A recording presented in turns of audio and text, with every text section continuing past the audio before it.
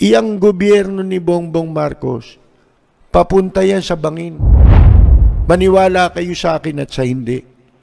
Wala pa tayong sinasabing bihira yung hindi nagkakatotoo, mga kaibigan. Yan pong itong gobyerno ni Bongbong Marcos, patungo sa bangin. Bakit?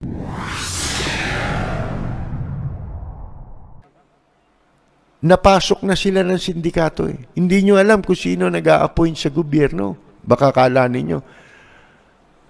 Isipin mo yan, Yan ba, maiisip mo si Ochoa magiging isa sa mga screening committee ng mga government appointees sa gobyerno ni Bongbong Marcos? Katunayan yung bayaw niya ay na-appoint. Ewan ko lang kasi nung una raw, kasama ito, di ko malaman kung pinatanggal. Kaya nag-aaway daw yung mag-asawa. Mga kaibigan. At dyan, mayroong maruming balita riyan. Kung bakit nakapasok si Ochoa sa kampo ni Marcos. At itong si Putol, mga kaibigan, ano yan, tumaya ng pera yan eh. Pumondo yan eh. Sipin ninyo Of all people, executive secretary ni Pinoy, sasama kay Marcos, kasama ng lihim. Nung una yan, naki-isko eh. Siguro doon siya pinadala. Para dito sa Manchurian candidate. Yun ang mission niya. Doon sa likod ni Isko Moreno. Galing yan doon eh. Mga kaibigan. Nung tapos na eleksyon, nandun na siya sa Malacanang. Nanlihim. Walang appointment, pero sila nag-i-screen ng appointment. Kaya, pinagtatawanan ko lang kayong mga kayong mga patay gutom na loyalist, mga kaibigan. Hanggang ngayon, wala nakapwesto sa inyo.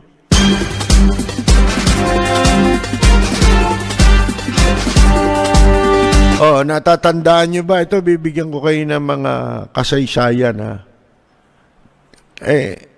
natatandaan nyo ba si Celso de Los Angeles? Yung nabaliw kay Regine Tolentino? Mga kaibigan, na namatay sa cancer? Hindi nyo ba alam yan ang dating, di ba, napakalakas nung kay Gloria? Yung legacy. Yung nanloloko ng pera ng tao, di ba? Yung pyramid. Legacy, di ba?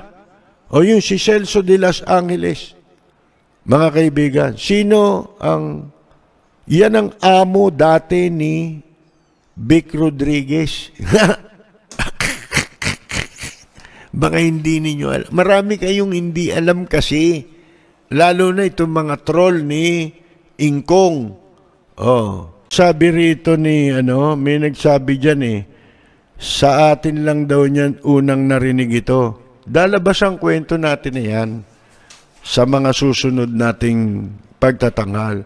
Si Bongbong Marcos naliligid na ng sindikato. Baka hindi nyo alam, sindikato ng smuggling, sindikato ng illegal gambling, sindikato ng droga, nakapaligid na po, nakaposisyon na sila, mga kaibigan, ng mga hired killer, yan na, nakapaligid. Kaya makikita na ninyo Maaring magtagumpay sila sa simula, pero iyang mga yan ay pabagsak yan, mga kaibigan. Dahil nga po dyan, hindi nag-iingat alam nating hindi niya alam yan, di ba? Hindi niya alam yung nangyayari na yan. Mga kaibigan, katulad nitong si Ochoa, hindi ba? Tinatanong natin nung wala pang eleksyon kapapanalo pa lang ni Digong nyo nun bakit kako si Ochoa hindi nababanggit ang pangalan? Di ba?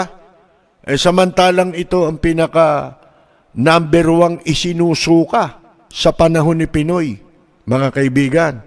Yan si Paquito Diaz Ochoa, kung tawagin ko pa. Ha? O bakit? Kasi nga po, si Lisa Araneta ay kasama niya sa law office. Noon pa, magkakasama na sila. Ang pangalan ng kanilang kung tawagin ay MOST, M-O-S-T. Puro yun apelyido ng mga abogado ng law firm, mga kaibigan. Sipin mo, sila rin ang humahawak ng kaso, mga kaibigan, di ba? Pagka, alam nyo na tinanin nyo ngayon, ang gulo na ng nangyayari, nag-uumpisa pa lang, wala nang direksyon ito. Kaya si Robin Padilla, ang papel lang niyan, sumunod maging bantay nila digong nyo. At yan ang kapani-paniwala kasing pwede nilang ipagmalaki na nanalo kasi kilalang tao. Pero hindi nila may paliwanag Ito tanong ko, ito paliwanag nila. Si Robin Padilla, alam nating lahat, iboboto yan ng mga tanga. Di ba? Ng mga bobo. Boboto yan tanggap na natin yan Mananalo kasi marami yan Gremlin yung mga yan mga kaibigan Yung mga lasenggo, yan, yung mga taong malayo sa katwiran. Iboboto yan. Pero nag-number 1 Nasaan ang question? Doon sa nag-number 1 siya. Mga kaibigan, paano mong ipaliliwanag yun? Ibig mong sabihin, pati matitinong tao, ibinoto yan. Bakit? Ano nakita nila riyan? Si Robin Padilla ba nakita ninyong umikot? Hindi naman gano, di ba? Walang masyadong advertisement Nakaangkas lang sa ginagamit siya nung iba, di ba? Katulad ni Cayetano, si 10,000 pesos. Mga kaibigan.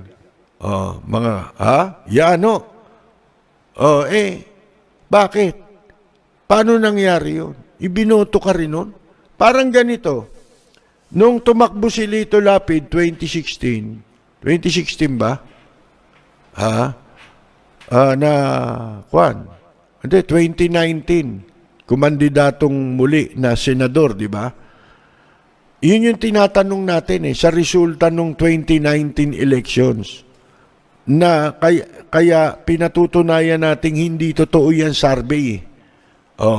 Hindi ba sa umpisa ng survey bago yung 2019 elections, laging nasa top 5 si Lito Lapid. Ayan top 5. Hanggang sa bago mag-election mismo. Nasaan si Lito Lapid? Number 8 mas mababa ng konti. Nandun siya sa number 8 na pababa, mga kaibigan. Wala na siya rin sa Magic 5. Paano nangyari yun? Bakit?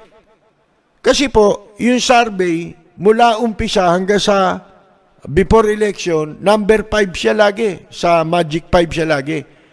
Ano nangyari? Bakit siya naging number 8? Dapat naging number 2 siya o kaya number 3. Di ba? Bakit? Kasi nung panahon na yon na survey ng survey, wala pang block voting. Hindi ko na paliliwanag kung ano yung block voting. Basta wala pang block voting noon. Nung election, may block voting na. Di ba, ang tendency ng block voting, binoto siya Kasama siya sa ibinoto di ba dapat from 5, tumaas pa siya. Yun ang kwa nun Yun ang logic nun Yun ang sentido común. Di ba? Bakit bumagsak siya sa 8? Nung nagnanumber, nasa Magic 5 siya, ano sabi? Hindi kasi, katatalo lang niya nung nakaraan 2016, tumakbong mayor, talo. Tapos 2019, ang taas kaagad sa Senate. Mga kaibigan. Ano sabi nila? Paliwanag ng survey. Baka raw ang probinsyano. Sipin mo, ang probinsyano, okay pa rin. Tanggapin natin, halimbawa, ang probinsyano ang naging dahilan. Ito, pinaliliwanag ko noon pa. Ano sabi ko? Kung talagang nakatulong kay Lito Lapid ang, ano tawag mo dyan? Yung, ang probinsyano. Bakit yung anak niya natalo? Kasabay niyang tumakbo noong 2019. Tumakbo namang mayor sa Pampanga. Doon sa Porac. Ba't natalo yun? Mga kaibigan. Di ba magkasama sila sa ang probinsyano? Kita na ninyo. Ilan doon sa ang probinsyano lumawak sa politika 2019? Talo yung iba eh. Anong sasabihin mo nakatulong yun? Paliwanag nga nila yun. Mga kaibigan. At saka yung Magic 5. Kaya nakatulong daw kaya nasa Magic 5. Sige nga. Hindi ba dapat nung eleksyon tumaas siya? Kasi nakasama siya sa black voting eh. Mga kaibigan eh. Bakit bumaba? Ito pa, hindi mo maipaliwanag doon. Sino number 1? Si Grace po o si Villar? Si Cynthia Villar noong 2019. Di ba? Lagi lalabas ang survey, number 1 si Grace po. Susunod, number 1 si... Nagpapalitan sila sa 1 and 2. Mga kaibigan. Sino nag-number 1 sa kanila? Sipin mo yun, Hindi nagbabago. Mga kaibigan. Tapos si Robin Padilla, ano raw ang gusto nyong itawag sa kanya? Talagang tanga eh. Mga kaibigan eh. Hindi naman sa panlalait. Sinasabi ko nga eh.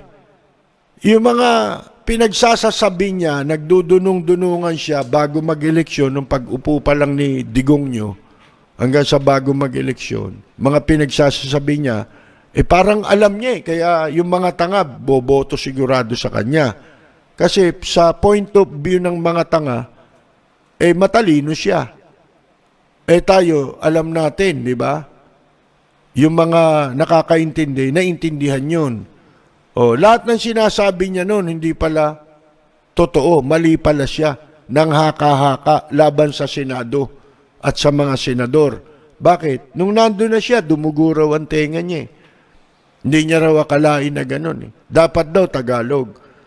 Gusto niya ngayon, i-disenyo yung Senado para sa interest niya. Yun ang lumalabas. Kung hindi mahina ang kokote niyan, pangunawa niyan, gusto niya itawag sa kanya Robin Hood Padilla. Unang-una, gusto niya sigurong ipakita na Fernando po siya, mga kaibigan. Di ba? Pero, alam nyo, yung Robin Hood, sa kanto lang pinag-uusapan yun. Yung Robin Hood, pwede lang yun sa bilibid pag-usapan. Di ba? Kasi po, hindi mo pwedeng sabihin yan kung ikaw ay nasa public office. Hindi niya alam na yung Robin Hood magnanakaw. Ang ibig sabihin nun, magnanakaw. Di mahina ulo. Di ba? Pelikula lang yan eh. Yung si Robin Hood. Di ba si Robin Hood ay nagnanakaw.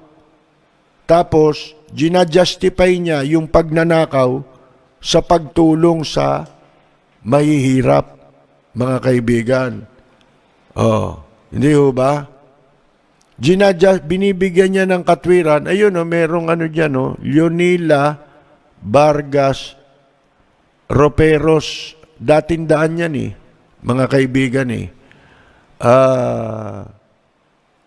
Ngayon, hindi niya alam na yung Robin Hood, katumbas nun, magnanakaw.